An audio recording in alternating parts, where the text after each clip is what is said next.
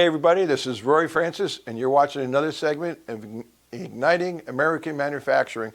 And I have a guest on here, but I wanted to get on for a while, and someone I've actually looking forward to meet in person one of these days, Greg Grant. And Greg is the Chief of Entrepreneurial Development for the city of Jacksonville, and a local raised Jacksonville, a rare breed, unicorn around here. Native, correct, Greg? Hey, you got it. You got it. Thank you for all those titles. Well, Jacksonville is a growing town with a lot of Navy personnel that come in here and like it and stay, myself included. So when you meet someone who was actually born and raised here, it needs to be noted. So, and you're working in Jacksonville, and you're working for the city and trying to move things forward in manufacturing. So you know what? Just tell me a little bit about, Chief of Entrepreneurial Development. Tell me what that entails. Absolutely. We know that the mayor has a huge vision for Jacksonville to be the small business capital of the Southeast. And so this, I would just say, area, this space title, however you want to coin it, is her commitment in ensuring that Jacksonville is a leader and an example as it relates to supporting small business entrepreneurs here in this city. What we do know is across the United States, small businesses are responsible for job creation, for employing 45% of the U.S. population. So we, as a city government, we want to invest in our small businesses and help them succeed. Well, Greg, you hit it on the head. I know, and I actually I have these numbers in numerous places. I look check them periodically, but we talk about small business. It's not over 99% of business in this country, and they're 43.5% of the gross domestic product. 34.8 million people employed in small business in this country. Correct. 64% of new jobs created in the past year were for small businesses. So, That's right. 60% of those people said, they wanted to be their own boss. There's one in here I'm going to save for later, but 64% of those businesses start with less than 10,000, and that's, something we can discuss a little bit. Less than $10,000 they start their business with. And the one I held up on, I want to save it last. I want to get a little bit into here. 50% of those businesses fail within 5 years. So starting with 10K, we got a dream. We want to be our own boss. We have a good idea, hopefully. I mean, you have a good idea. There's some bad ideas out there, but good businesses fail for a lot of reasons. Small businesses, so tell me, what can the city of Jacksonville and the state and the government help some of these folks be successful? What kind of help is out there for them? Yeah, absolutely. So I want to really briefly comment on that statistic. We do hear about those business failure rates, and it's for a variety of reasons. What we hear a lot is that there's a lack of capital, incorrect market timing, and all these different things. What I believe, Rory, is that those things are symptoms of the problem. The root of the problem is simply a lack of education. And so what we're doing as a city, we're opening up several entrepreneurship education and workforce development centers across Jacksonville so we can ensure that small businesses have access to practical knowledge as well as access to information, staff, and all the resources they need to be successful. The root starts with education. Everything else is a byproduct. Well, that makes a lot of sense, Greg. So I'm a small business owner, and I moved to the Jacksonville area, and I'm thinking of opening a business. And Jacksonville, I haven't decided on Jacksonville. I haven't decided. I'm looking. Why would I want to come to Jacksonville? What's the differentiator? What makes Jacksonville special? And I believe it's special. I'm just trying to pry a good answer from you for our guests here. Absolutely.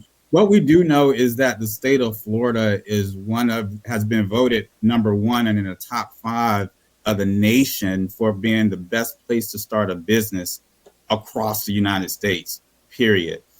When we look at Jacksonville is growing by the masses, and a small part of that is the low barrier of entry to start a business here and the inexpensiveness of being able to reside and live in this city.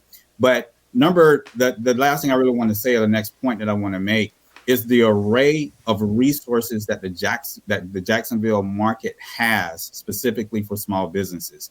As you know, Rory, being here for many years, we have the SBDC, we have Scores, we have the JWC, we have FAVOB, we have Veterans Florida, and I can go on and on. We have hundreds and thousands of resources for small businesses to be successful.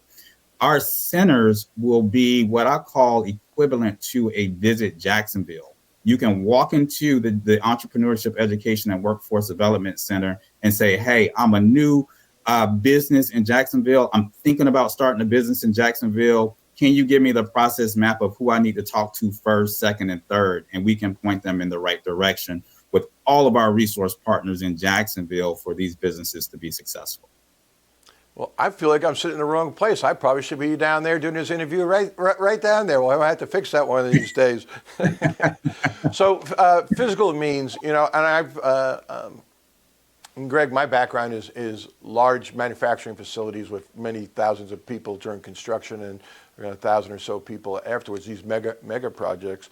And I've been part of site selection for some of these larger firms. As far as site selection, what advantages logistically and workforce-wise does Jacksonville have? Absolutely. So number one, we all know that Jacksonville as a city has the largest landmass, here in the nation as a city, number one. But number two, in every district of Jacksonville, we have 14 districts, and specifically the west side of town, the north side area. The west side area is growing massively as well. So there are many properties here available to create massive manufacturing services and actually for me, when it comes to the manufacturing market, and I know we'll be probably going there at some point in this interview, but manufacturing is one of those areas that I believe is grossly underrepresented. And I believe that here in the city, we are making a great effort in helping to make it more visible in our city, especially amongst our young people.